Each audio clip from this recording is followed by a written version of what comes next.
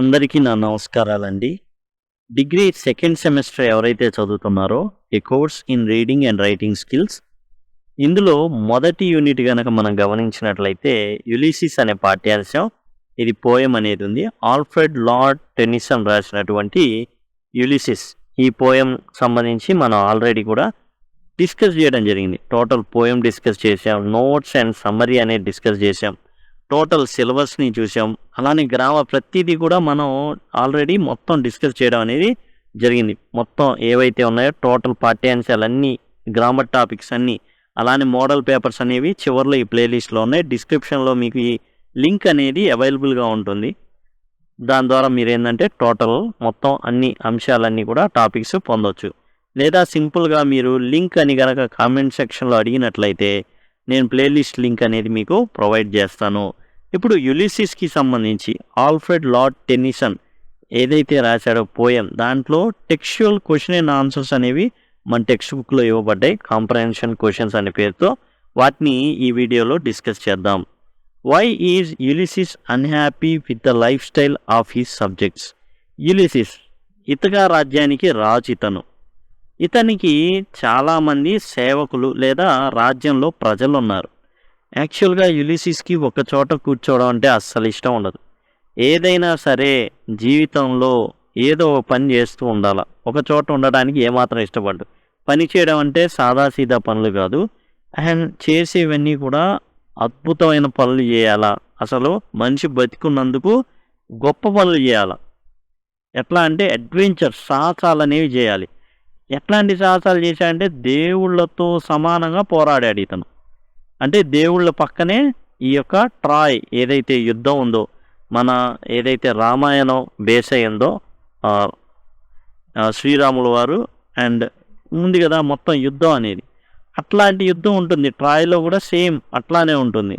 అలాంటి యుద్ధంలో ఇతను ఏంటంటే ఇతను మనిషే, కానీ దేవుళ్ళతో కలిసి పోరాడడం అనేది జరిగింది. యులిసిస్కి తన రాజ్యానికి వచ్చాడు. మొత్తానికి ఇతక తన రాజ్యానికి. Ulysses is unhappy with ideal life. యులిసిస్కి ఈ విధంగా సోమరిపోతులాగా ఏం చేయకుండా కూర్చోవడం అంటే పెద్ద అసలు ఇష్టమే ఉండదు. He has to lead as a king among his unresponsive subjects. అతని సబ్జెక్ట్స్ యొక్క లైఫ్ స్టైల్ని చూసి ఎందుకు సంతోషంగా లేడు. ఎందుకంటే ఇతనిలాగా వాళ్ళు లేరు. ఎందుకు లేరు? వాళ్ళు ఏం చేస్తున్నారు? అసలు రెస్పాన్సే లేదు. ఎలా ఉంటున్నారంటే savage race. Ulysses describes them as a savage race. మూర్ఖ జాతి. ఎందుకు మూర్ఖ జాతి? దే హోడ్, దాచిపెట్టుకుంటారు, స్లీప్ నిద్రపోతారు, అండ్ ఫీడ్ తింటారు. Without acknowledging him. కనీసం ఇతకాకొచ్చిన రాజు యులిసిస్ని పొగుడుదామే, యులిసిస్ చేసిన ఘనకార్యాలని మనం తలుచుకుందామే, ఇన్స్పైర్ అవుదామే, ఏదైనా చేద్దాం అన్న ధోరణి లేనేలేదు. ఎప్పుడు తెచ్చుకుందామా, తిందామా, నిద్రపోయామా, మళ్ళా తిన్నావా, ఈ విధంగా తిన్నావా, పడుకున్నావా, తెల్లారిందా, ఈ విధంగా ఉన్నారు. యులిసిస్ ఇలాంటి వ్యక్తి కాదు. సాహసాలు చేయాలి. సాహసం చేయకపోతే అతనికి నిద్ర పట్టదు. What are the preference of Ulysses?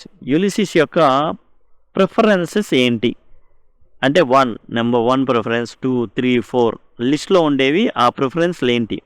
What are his travel experience? అతను చేసిన ప్రయాణాల యొక్క అనుభవాలు ఏంటి? Ulysses prefers a life of continuous travel and adventure. ఎప్పుడు కూడా ట్రావెల్ చేయాలి. ఏంటి ట్రావెల్ అంటే? సముద్రంలో ట్రావెల్ చేయడం అని. జనరల్గా సముద్రంలో ట్రావెల్ చేయడం అనేది ఇంతకుముందు లేదు. విక్టోరియన్ ఎరా, ఆ తర్వాత ఆ కాలంలో బాగా అభివృద్ధి చెందింది. కానీ అంతకుముందు ఈ సముద్రయానం అనేది చాలా ఎవ్వరు కూడా నిషేధించారనమాట. ఎందుకంటే వాళ్ళ నమ్మకాలు ఏంటంటే ఫ్లాట్ ఎర్త్, భూమి అనేది ఒక పళ్ళెం మాదిరిగా ఉంటుంది. ఎలా మన పళ్ళెం ఉంటుంది కదా, ఆ పళ్ళెంని బోర్లు ఇస్తే ఎలా ఉంటుందో అలా ఉంటుంది. వాటర్ అనేవి అదిగోండి ఇట్లా పడిపోతూ ఉంటాయి చివర్లో. ఒకవేళ ఎవరైనా ఎడ్జ్కి వస్తే కింద పడిపోయి చచ్చిపోతారు. ఆ రకంగా భ్రమలో ఉండేవాళ్ళు. భూమి గుండ్రంగా ఉందంటే కొట్టి చంపేవాళ్ళు కూడా. అలాంటి పరిస్థితులు ఉన్న రోజులు అవి. కాబట్టి అప్పుడప్పుడే ఈ యొక్క సముద్రయానం అనేది వస్తూ ఉంది. ఇక యులిసిస్ ఏంటంటే ఈ సముద్రయానం చేయాలా, సాహసాలు చేయాలా, he has enjoyed and suffered greatly in various experiences. చాలా బాధలు పడ్డాడు, చాలా కష్టాలు పడ్డాడు, చాలా అనుభవాన్ని సంపాదించుకున్నాడు. It includes battles at Troy యుద్ధం గురించి చెప్పుకున్నాం.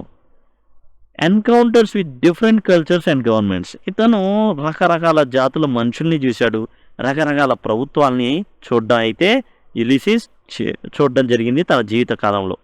What is the philosophy of Ulysses about knowledge acquisition? యులిసిస్కి ఉన్నటువంటి ఫిలాసఫీ ఏంటి, తత్వం ఏంటి? జ్ఞానాన్ని జ్ఞాన సముపార్జన కోసం యులిసిస్కి ఉన్నటువంటి ఫిలాసఫీ ఏంటి అంటే ఒక్కొక్కరికి ఒక ఫిలాసఫీ ఉంటుంది. యులిసిస్కి ఉన్న ఫిలాసఫీ ఏంటి?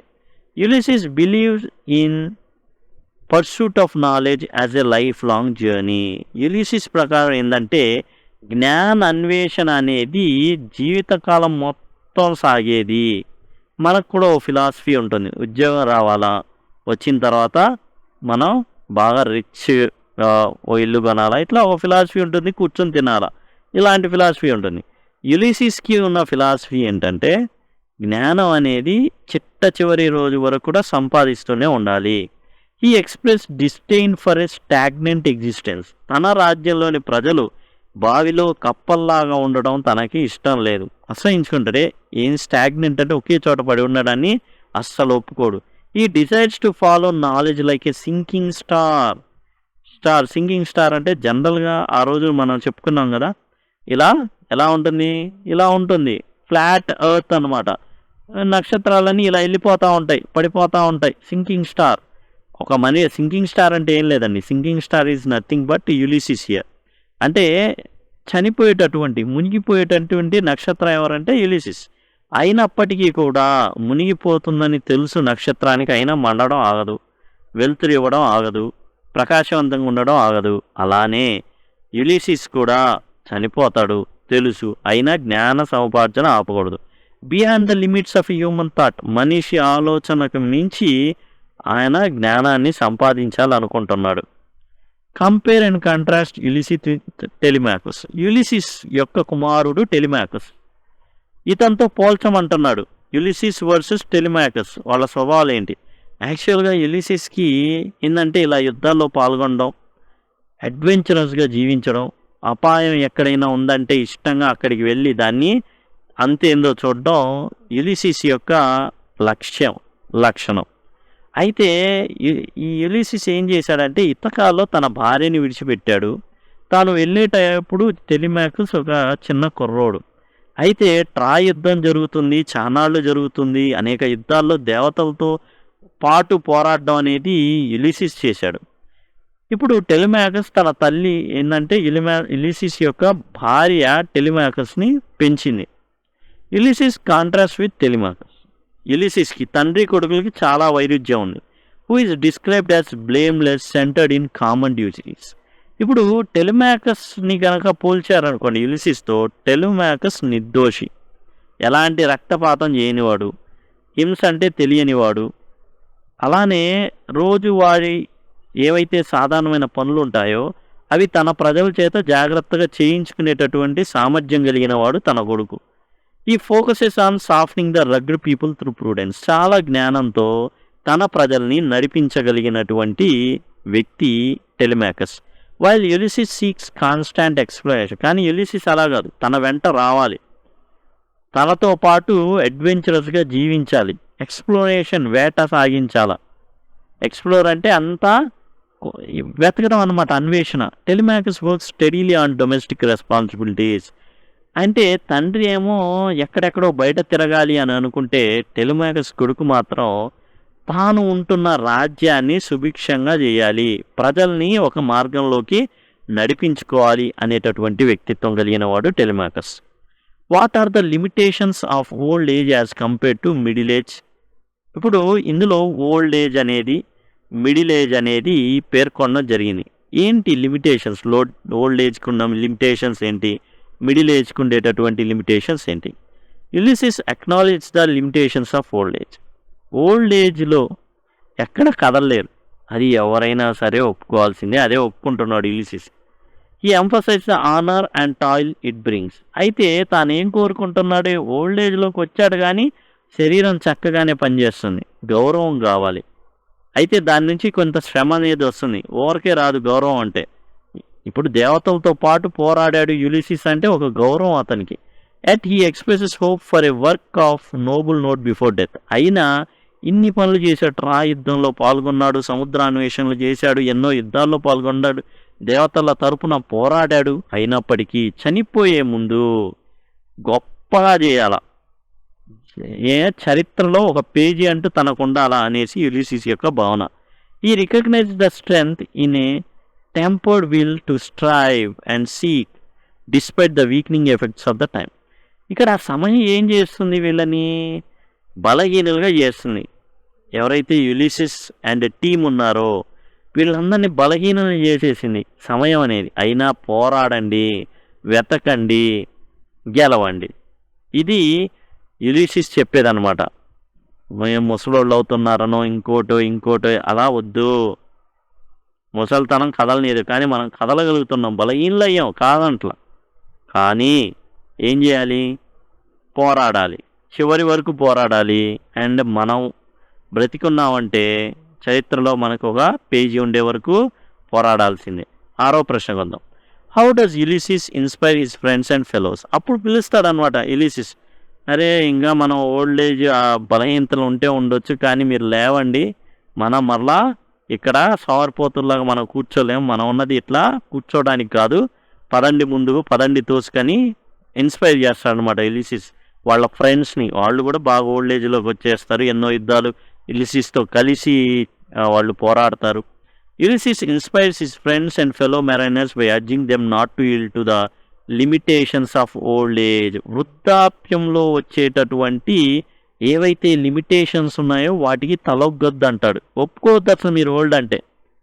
ఈ encourages them to push of and seek a new world. వాళ్ళకున్న బౌండరీల్ని ఇంకా నెట్టి కొత్త ప్రపంచాన్ని కోరుకోమంటాడు. ఈ ఎంబ్రేసెస్ అడ్వెంచర్, సాహసం కావాలి. జనరల్గా వీళ్ళంతా ఏంటంటే రిటైర్ అయ్యారు, యుద్ధాల్లో పాల్గొని చావు దెబ్బలు తిని అసలు దేవతల కోపాన్ని రగిలించి నానా అగచాట్లు పడి మొత్తానికి వాళ్ళ ఇతక రాజ్యానికి వచ్చేసారు యులిసిస్ అండ్ టీం. కానీ ఇక్కడికి వచ్చిన తర్వాత తహతహలాడుతుందన్నమాట మనసు. అరే ఇక్కడ ఎన్నాళ్ళు బావిలో కప్పల్లాగా ఉంటాం, లేదు మనం సాహసాలు చేయాల్సిందే. He emphasise that it's not too late to embark on a new journey. సరే రెస్ట్ తీసుకుంటే తీసుకున్నాం కానివ్వండి, ఓల్డ్ ఏజ్ ఉంటే ఉన్నాం కానివ్వండి, మనం మాత్రం అస్సలు ఈ విధంగా తుప్పు పట్టకూడదు. మనకి రెస్ట్ తీసుకున్నాం సరిపోయింది, నా కొడుకుని చూసుకున్నాను, నా రాజ్యం చూసుకున్నాను, మీరు కూడా చూసుకున్నారు, మీ కుటుంబాలు చూసుకున్నారు, పదండి పోదాం, ఓల్డ్ ఏజ్లో ఉంది కాబట్టి రిటైర్ అయిపోవద్దు అనేసి వాళ్ళని ఏం చేస్తాడంటే మళ్ళీ ప్రయాణానికి సన్నద్ధం చేస్తాడు. What does Ulysses hope to achieve before death closes it all. చావు అన్నిటినీ ముగిస్తుందండి, ఒక వ్యక్తి యొక్క ప్రతిదాన్ని ముగించేస్తుంది. ఏం అచీవ్ చేయాలని యులిసిస్ తాపత్రయం. Ulysses hopes to achieve a work of noble note before death closes all possibilities. చావు అన్నిటిని ముగిస్తుంది, దానికన్నా ముందు ఒక గొప్ప పనిని చేయాలి. He expresses determination to sail beyond the sunset. సూర్యుని దాటుకొని వెళ్ళిపోవాలి. He wishes to explore new frontiers until his last breath. ఇలా కూర్చోకూడదు, సముద్రయానంలో అలా వెళ్ళిపోవాలి. అంటే ఇక్కడ డేర్ డెవిల్స్ కొంతమంది ఉండేవాళ్ళని. భూమి చదునుగా ఉంది, ఈ నీళ్ళన్నీ ఏం చేస్తాయంటే కింద ఏదో డ్రాగన్ ఉండి, చైనా వాళ్ళ నమ్మకం ఏంటంటే ఆ పళ్ళాన్ని, భూమి పళ్ళెం, ఆ పళ్ళాన్ని బోర్లా పెట్టినటువంటి పళ్ళెం, ఆ పళ్ళాన్ని కింద నుంచి ఒక డ్రాగన్. గ్రీకులేమో అట్లస్ అనే వ్యక్తి మోస్తున్నాడు ఈ భూమిని అనేసి, అట్లా రకరకాల కాన్సెప్ట్లు ఉండేవి. ఈ డేర్ డెవిల్స్ ఏంటంటే ఏం పట్టించుకునేవాళ్ళు, పడతారా, సరే పడదాంలే, మేము పడతాంలే, పడడానికి వెళ్తున్నాం అని వెళ్ళేవాళ్ళు. What is dramatic monologue, how does the poem Ulysses fit this definition. Dramatic monologue అంటే ఏంటి, యులిసిస్ అనేది డ్రామాటిక్ మోనోలాగ్గా చెప్పుకోవడానికి ఎందుకు సరిపోతుంది. Dramatic monologue is a poetic form. Dramatic monologue అనేది పోయంలో రాస్తున్నాం కదా విభిన్న రీతిలో, అందులో ఒక తీరు. In dramatic monologue where a single speaker not the poet addresses and audience. ఇక్కడ ఏం జరుగుతుందంటే డ్రామాటిక్ మోనోలాగ్లో ఎవరైతే మాట్లాడుతున్నారో, ఇక్కడ ఎవరో ఒక స్పీకర్ ఉంటాడు, పోయిట్ కాదు, ఒక స్పీకర్ ఉంటాడు. సపోజ్ మన సినిమాలో విలన్ ఉంటాడు, వాడు ఎందుకు చేస్తున్నాడో ఏందో ఏం తెలియదు, వాడు ఒంటరిగా ఉన్నప్పుడు మాట్లాడుకుంటాడు అనమాట. మనకు మాత్రమే తెలిసిద్ది. ఆ సినిమాలో ఉన్న పక్కన హీరోయిన్కి కానీ లేకపోతే హీరోకి కానీ ఎవరికి బాడీ పక్కన ఎవరికి తెలీదు, మనకి చెప్తాడు అనమాట. ఇలా నేను చేసి సూపర్ మ్యాన్ అవుతాను అంటాడు. ఓహో, వీడి ఉద్దేశం ఏంది, సూపర్ పవర్లు అన్ని దొంగిలించి సూపర్ మ్యాన్ అవడం అని మనకు తెలిసిద్ది. వాళ్ళ ముందు మాత్రం అంతా మంచిగా నటిస్తూ ఉంటాడు. అట్లా చెప్పడానికి డ్రామాటిక్ మోనోలాగ్ అనమాట. He reveals their inner thoughts and emotions. ఇది ఏం చేస్తుందంటే ఇక్కడ యులిసిస్ యొక్క ఇన్నర్ థాట్స్ని చుట్టుపక్కల ఉన్న జనాలతో చెప్పట్ల, మనతో చెప్తున్నాడు, మనకే చెప్తున్నాడు. చుట్టుపక్కల ఉన్న వ్యక్తులకి ఎవరికి తెలియదు. యులిసిస్ మనసులో ఉన్నది అతని భార్యకి తెలియదు, ఇతక ప్రజలకి తెలియదు, అతని కొడుకు టెలిమాకస్ కూడా తెలియదు. Ulysses is a dramatic monologue, మనతోనే చెప్తున్నాడు టోటల్, నేను ఇలా వెళ్ళిపోదాం అనుకున్నాను. It present Ulysses expressing his desires, అతని కోరికలు, reflections and philosophy directly to audience. డైరెక్ట్గా ఆయన కోరికలు, అతను ఏమనుకుంటున్నాడో. రిఫ్లెక్షన్స్ అంటే ఒకదానికి అలవాటు పడిపోతారు. అదే ఇప్పుడు వెళ్ళి ఎప్పుడు యుద్ధాల్లో పాల్గొనడం, సముద్రాన్వేషణ చేయడం ఇదే అయిపోయింది. ఖాళీగా కూర్చోలేకపోతే దాన్నే రిఫ్లెక్షన్ అంటారు. అండ్ ఫిలాసఫీ, ఒక్కొక్కరికి ఒక ఫిలాసఫీ ఉంటుంది. డైరెక్ట్గా అది ఆడియన్స్కి చెప్తున్నాడు యులిసిస్. ఎందుకని ఆడియన్స్కి చెప్తున్నా అంటే ఆడియన్స్ చెప్తేనే క్లియర్గా అర్థమైంది. అక్కడ వాళ్ళకి ఇతర ప్రజలు చెప్పిన ఇంద్ర ప్రశాంతంగా తిని బొబ్బోక ఏంది కాటికి జాపాడు కాళ్ళు, ఇంకా ఏంది ఇది అనుకుంటారు. ద విక్టోరియన్ ఎరా gave importance to knowledge acquisition. Victorian ఎరా అంటే విక్టోరియా రాణి పరిపాలించినటువంటి కాలం. బ్రిటిష్ రాణిగా విక్టోరియా ఎవరైతే ఉన్నారో రాణి, ఆమె పరిపాలించిన కాలాన్ని విక్టోరియన్ శకం అంటారు.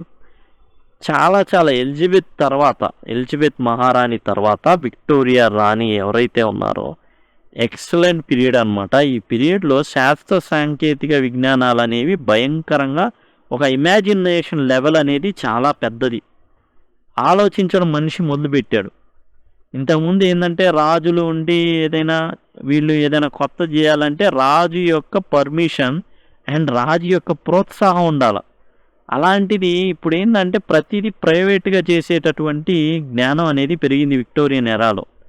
నాలెడ్జ్ ఎక్విజిషన్ అనేది మెయిన్ అయిపోయింది. జ్ఞాన సముపార్జన, జ్ఞానంతోనే అన్నీ. How does the character of Ulysses represent this Victorian ideal? ఇప్పుడు విక్టోరియన్ సమాజంలో ఉన్నటువంటి ఆదర్శాలు ఏవైతే థాట్ ప్రాసెస్ ఉందో అది యులిసిస్లో ఎలా కనిపిస్తాయి?